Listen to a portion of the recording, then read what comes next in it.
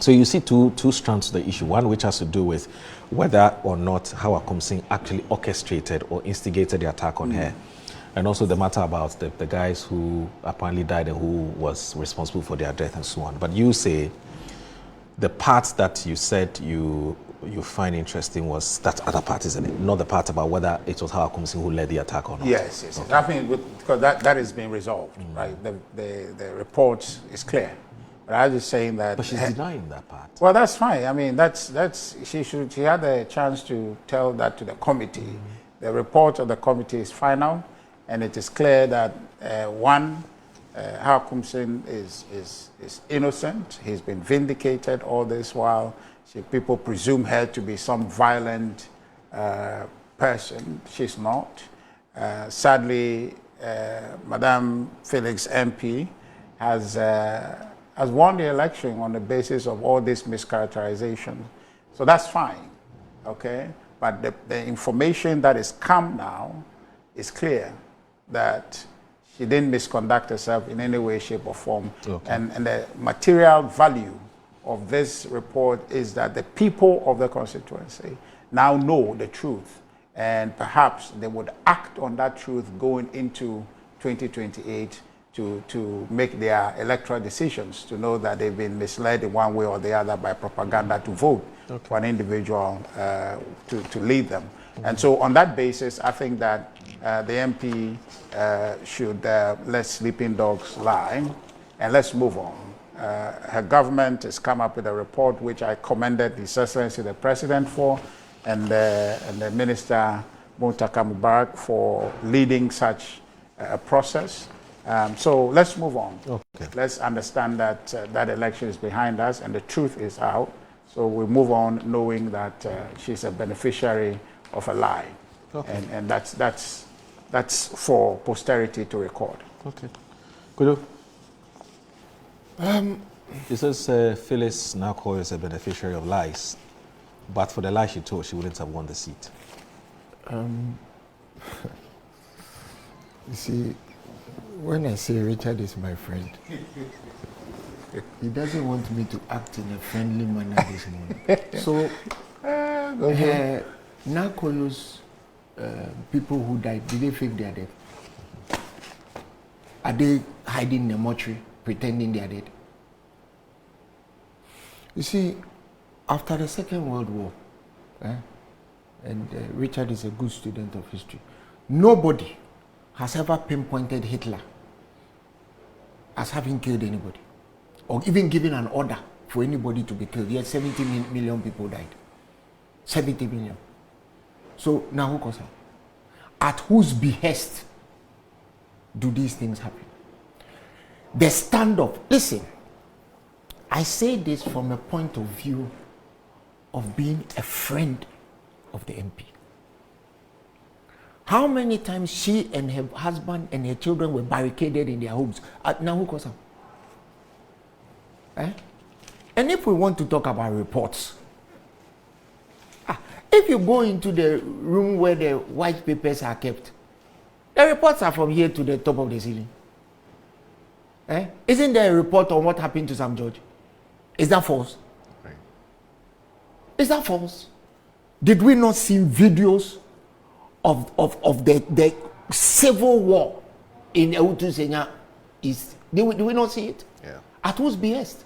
Why? Have we not seen Hawa Koomson spraying pepper spray into people's eyes in somebody else's constituency? If she's spraying pepper spray into somebody's eyes in somebody else's constituency, what do you think she'll be spraying in her own constituency?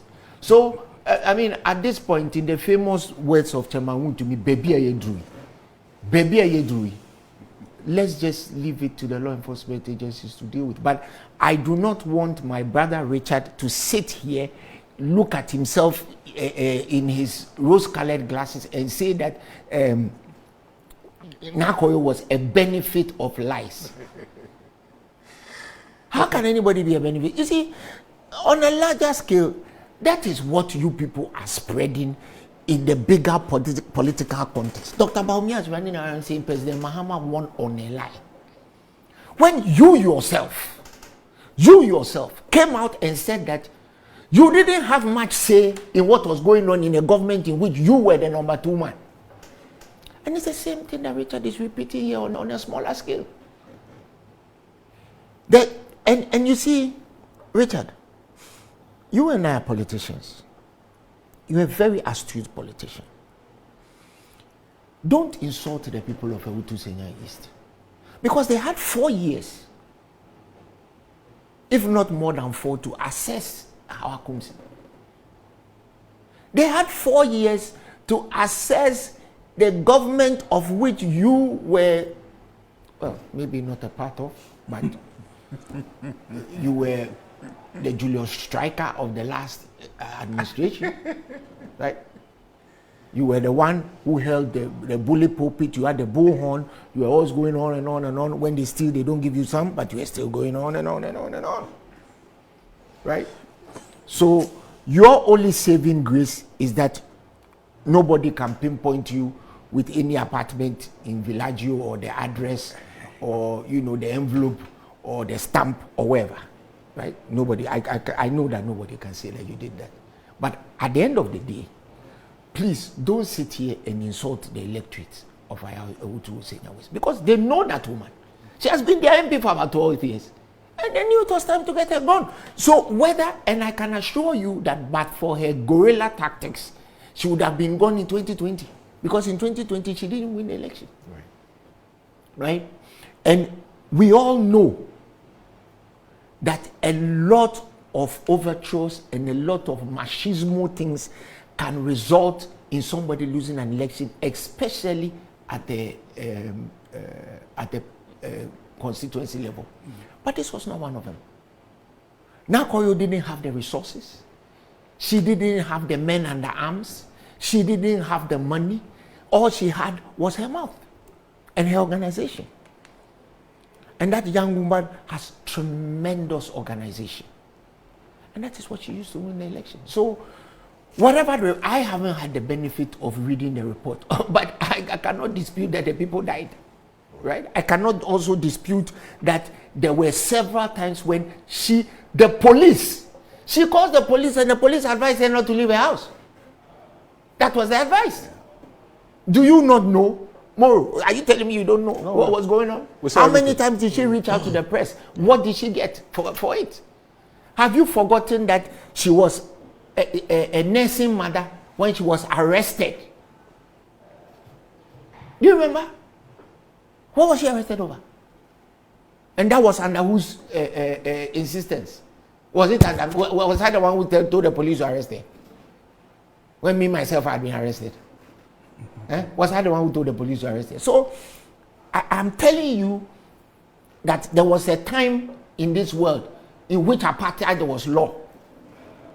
When Stephen Biko died in prison, there was a report that exonerated his guards. What do we know now? He was hung from a fishing wire in prison. So, Richard, Mpacho, in the famous words of to me, all right, so let's move on and look at